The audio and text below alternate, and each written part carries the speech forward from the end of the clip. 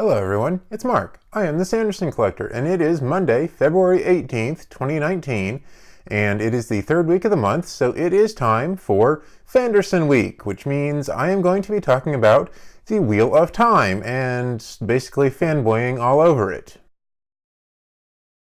Now I'd like to start off by apologizing that the video is again late, but I think this time I have a very good reason for it being late. You see, yesterday I was out basically destroying myself by doing my first marathon, which I finished, even though I, threw up twice and had to walk a bit and all that stuff. But I finished my first marathon, the Austin Marathon, and so I was a little bit too tired to actually record a video and upload it yesterday, but you're getting it today. Now, some of you may have come to Sanderson through Sanderson's own works, the Stormlight Archive, or the Mistborn series, or even his YA series Steelheart, or so on, and not know what the Wheel of Time is. And for those people, the Wheel of Time is essentially the epic fantasy series for many people. They see it as the quintessential epic fantasy. It is a 14-novel series. The first book, The Eye of the World, was released in January of 1990, before I was born, and the series was completed in 2013 with A Memory of Light. The author, Robert Jordan, whose real name was James Oliver Rigney Jr., was a contemporary of George R. R. Martin and a friend of his, and he has written several other novels. He has written some Conan the Barbarian novels and various other novels under other pen names. You can go look those up if you want. There's a link to his bio in the description of the video, and you can find those novels there. The Wheel of Time has the distinction of being one of the largest completed epic fantasy series out there that tells a single story arc. There are many fantasy series that tell disjointed stories, maybe a trilogy here, one book here, and so on, like, say, the Shannara series. But the Wheel of Time, the 14-book arc, is a single story, all told at once, and it is completed and done. There is no waiting for the next book, and many authors who write today have learned and taken inspiration from the Wheel of Time. Brandon himself has said, and I quote, "I have a big advantage that Robert Jordan and George R. R. Martin didn't have, which is that I got to read Robert Jordan and George R. R. Martin." And so what Brandon is saying here is that these fantasy series, no, they're not perfect. Sometimes the books got a little long and maybe got away from their authors. The authors made decisions that the fans didn't like, and so on.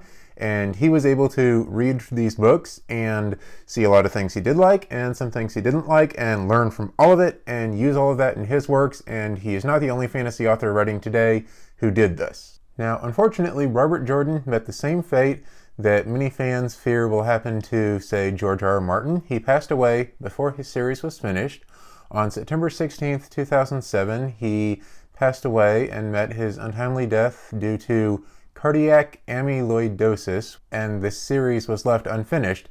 However, Robert Jordan did not pick anyone to finish the series. He did not feel up to that task himself or want to pick the person, and he left his wife, who was also his editor, Harriet McDougall, in charge of picking someone to finish the series for him with the notes and outlines that he had left. And Brandon wrote a eulogy for Robert Jordan. You can find it on Brandon's website. There's a link to that in the description as well. It was also printed in the November 2007 issue of Locus, and it is a very moving read. I highly recommend going and reading it if you have not seen it yet. And what happened is one of Harriet's friends printed out this eulogy and gave it to her, and she read it and said, "Okay, I like this guy. Give me something that he's written." And so they handed her Mistborn, and she read it, or at least part of it, and decided, yes, this guy is really good. Let's contact him and ask him if he'll do it. And they contacted Brandon, and he said yes, and ended up writing the last books of the Wheel of Time series.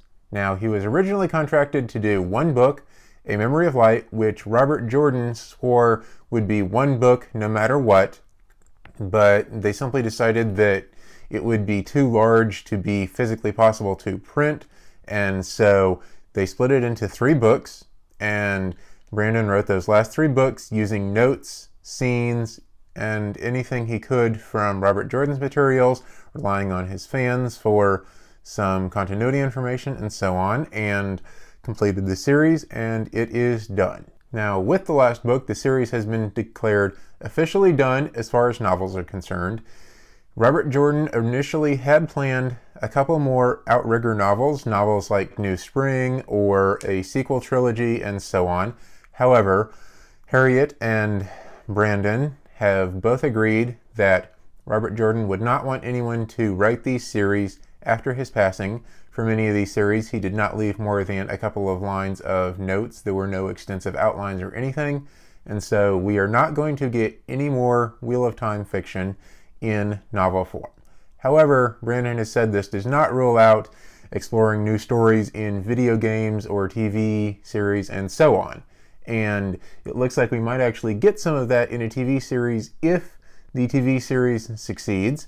So the exciting news and the reason that I am bringing up Wheel of Time today is that Amazon has commissioned a series of the Wheel of Time. They are also commissioning a Lord of the Rings prequel series, and so it looks like they are trying to find their Game of Thrones type series, which hopefully the Wheel of Time is, and hopefully it makes it big. Fingers crossed for that. The screenwriter that they picked, Rafe Judkins, looks very cool. I follow him on Twitter. He runs a hashtag called Wheel of Time Wednesday, WoT Wednesday, and answers fan questions and shares off little cool snippets, like snippets from the episode that he is writing or little fan trinkets that he has gotten and so on. He has met with Brandon and discussed the show, and it looks that it could be something really, really good, so I'm really excited for the show.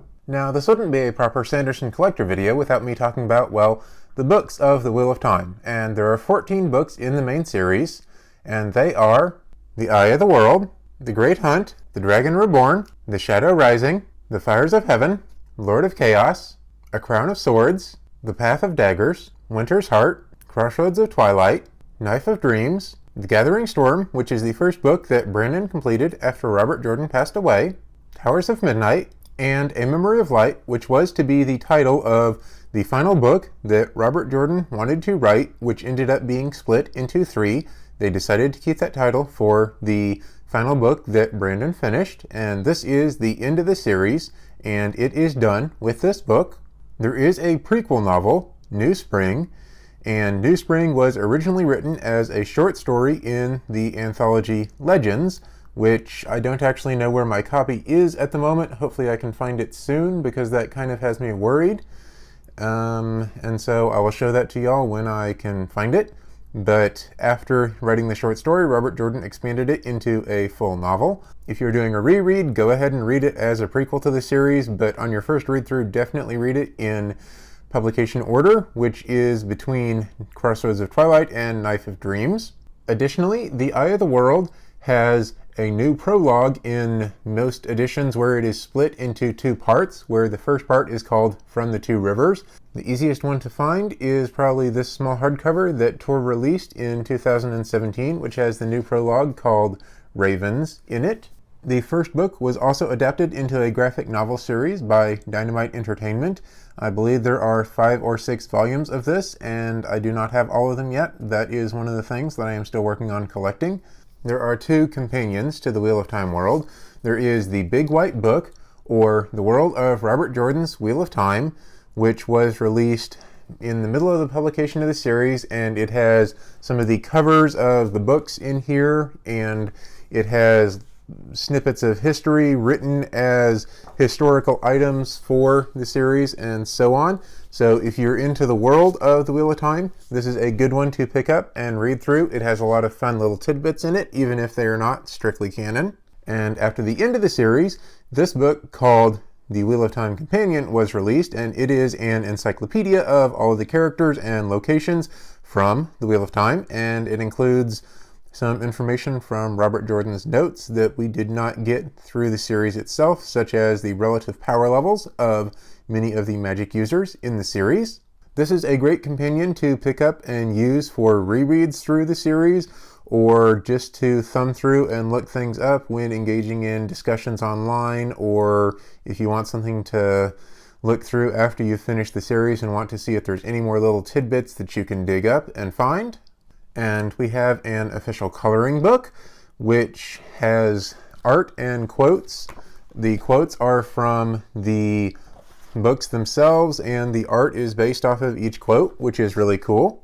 And then we have been gifted with 2 pieces of not strictly canon Wheel of Time fiction that Brandon completed. And the first of those, River of Souls, covers the backstory of a character who shows up in A Memory of Light.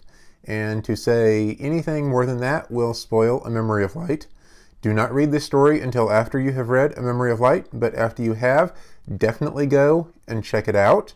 It is called River of Souls, and it is available in the Unfettered anthology.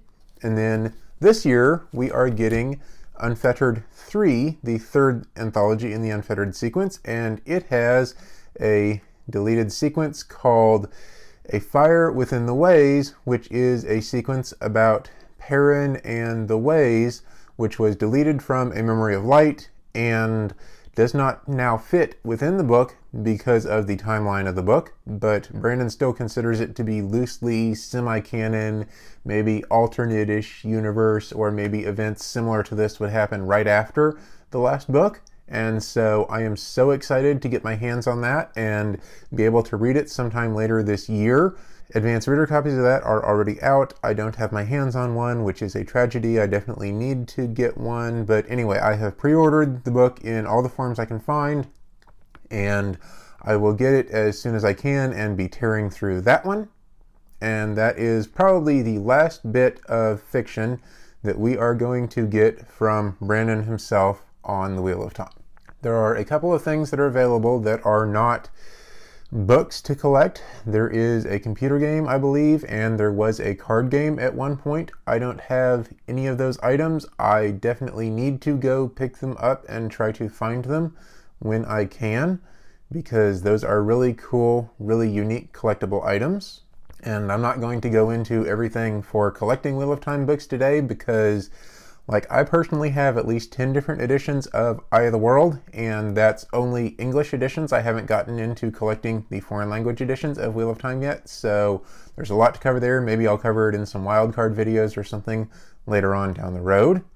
And so that's going to be it for the video this week. If you have any questions, want to know any more about the Wheel of Time, want to, discuss it or anything, go ahead and leave me a comment below, and I'll get back to you as soon as I can. And so there are no endings to the Sanderson collecting, but it was an ending.